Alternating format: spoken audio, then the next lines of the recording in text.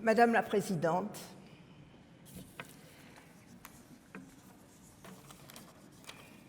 Mesdames et Messieurs, très chères sœurs de la résistance iranienne, d'abord, Madame la Présidente, je voudrais vous remercier de cette invitation qui nous réunit une fois de plus pour la défense des droits des femmes. Je serai brève car il y a beaucoup d'intervenantes et donc je ne voudrais pas abuser du temps. Simplement, je me contenterai d'exprimer ma colère. Ma colère pour beaucoup de raisons. D'abord, parce que dans les pays occidentaux, il y a naguère, on réclamait la parité, à juste titre d'ailleurs, la parité entre les hommes et les femmes. Et maintenant, je constate que cette parité existe dans les pays les moins développés. Oui, elle existe dans les pays les moins développés. Et cette parité, c'est quoi? C'est la parité dans le malheur. Car maintenant, il n'y a plus de différence entre les hommes, les femmes, les enfants qui fuient leur pays, pays qui sont soumis au bombardement, victimes pour les femmes des viols, des lapidations, des pendaisons. Cette parité dans le malheur, les femmes de tous ces pays l'ont, hélas. Et elle est créée par qui?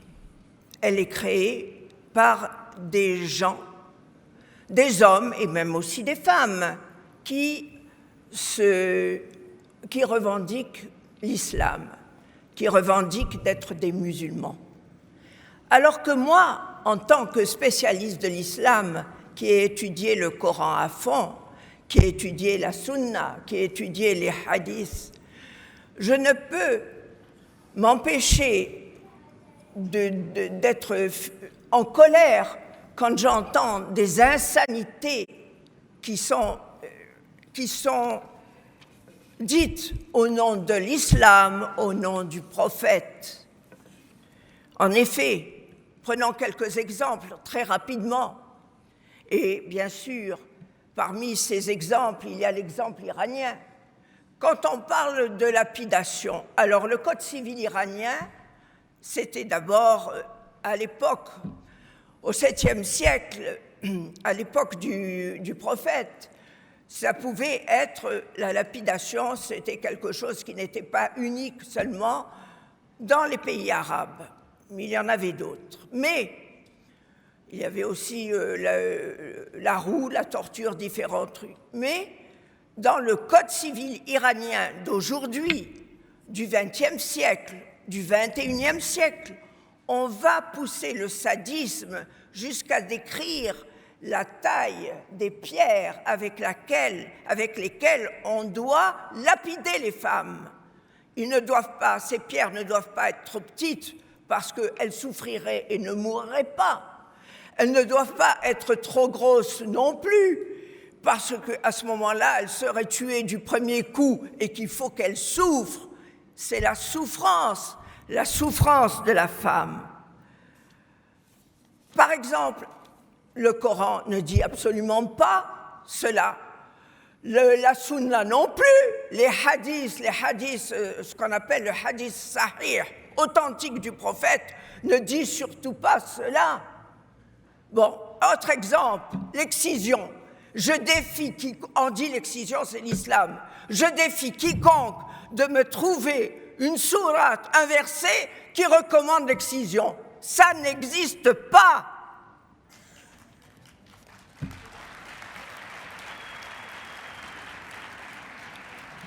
On dit le port du niqab. Le port du niqab, c'est-à-dire le voile intégral. Bon. Alors, qu'est-ce que c'est que cette histoire de voile? Moi, je me réfère d'abord à l'époque pré-islamique, avant l'islam. Avant l'islam, il y avait deux classes chez les femmes. Ce qu'on appelait el-imma, les esclaves, et el-hurret, les femmes libres. et seuls les esclaves étaient tête nue, et les femmes libres portaient un voile pour se différencier des esclaves, et ceci, quand se réfère à la Palestine de cette époque, les femmes portaient le hennin, portaient aussi des choses sur la tête. Bon. Mais jamais de niqab. Et au temps du prophète, il faut lire les biographies des Khulafa al-Rashidin, des califes dans la voie droite.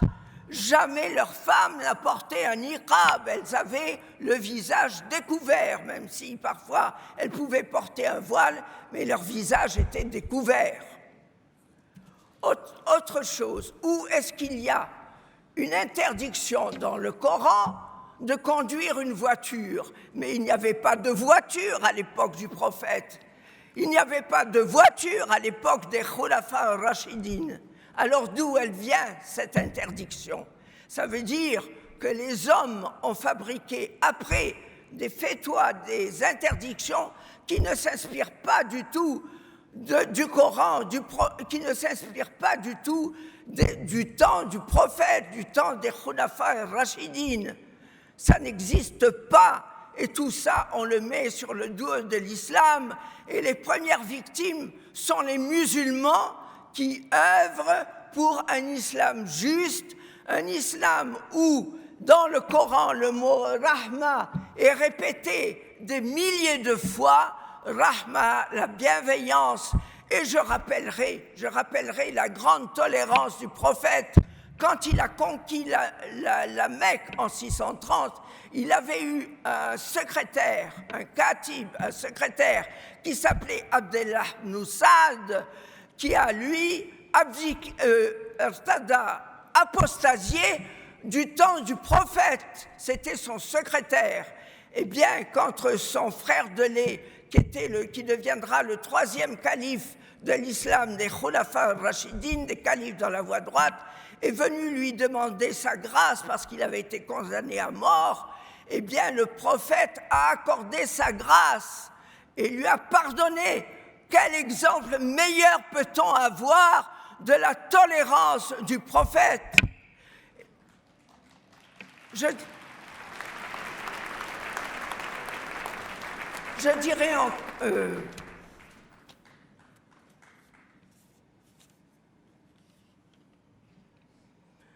on dit aussi, il y avait une intervenante tout à l'heure qui disait que le cerveau des femmes était plus petit que le cerveau des hommes. Alors moi, je connais bien l'histoire. Je voudrais rappeler simplement pour mémoire qu'il y a eu des femmes qui ont agrandi leur pays, qui ont résisté. D'abord, ayons une pensée pour cette femme qui a créé Palmyre, Zénobie, ce Palmyre que maintenant des intégristes sont en train de massacrer, de démolir. Zénobia qui a tenu tête à l'Empire romain. Il y a eu aussi, il n'y a pas de reine musulmane. Eh bien alors, pensons à Shajarat el-Dor en Égypte, qui a résisté aux croisés et qui était la dernière reine de l'Empire ayoubide. Bon, pensons alors en Occident à Catherine II, la grande impératrice de Russie qui a élargi son pays, qui a agrandi son pays et qui lui a apporté un progrès moderne. Pensons aussi à Élisabeth Ier, qui a aussi donné une grande dimension à son pays, celle qu'on appelait la Reine Vierge. Donc, pensons dans le domaine des sciences à Marie Curie, qui a honoré la France par sa découverte du radium et qui a eu un prix Nobel. Donc, je pense que tous ces exemples montrent que le cerveau de la femme n'est pas tellement inférieur à celui de l'homme.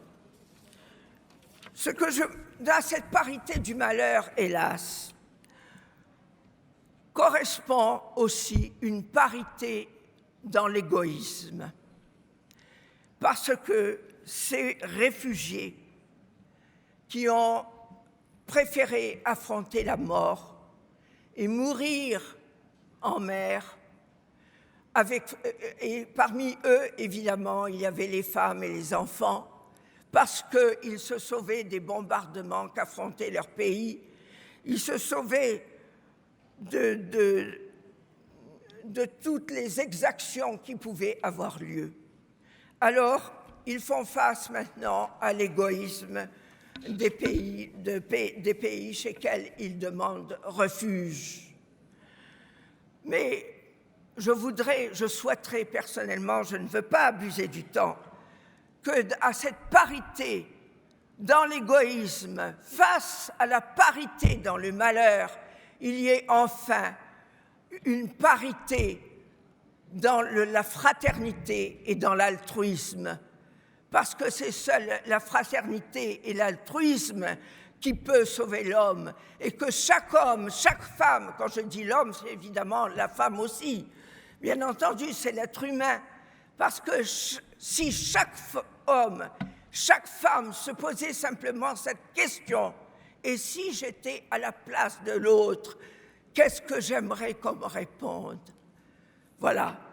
Alors, cette solidarité dont on parle, il faut la voir, et il faut y croire, parce que c'est toujours les utopies de gens qu'on croyait fous qui finalement se sont avérées bien réelles pour un monde meilleur. Et ne recommençons pas les erreurs qui ont marqué ce XXe siècle. Au début de ce XXIe siècle, il y a déjà assez d'erreurs causées par des dirigeants qui ne voient pas plus loin que le bout de leur nez, et qui veulent parfois instaurer la démocratie ou la liberté dans certains pays. Et on voit aussi toutes les fawza, tout le désordre que cela peut emmener. Alors œuvrons pour une fraternité et pour l'altruisme, parce que nous appartenons tous au genre humain. Merci.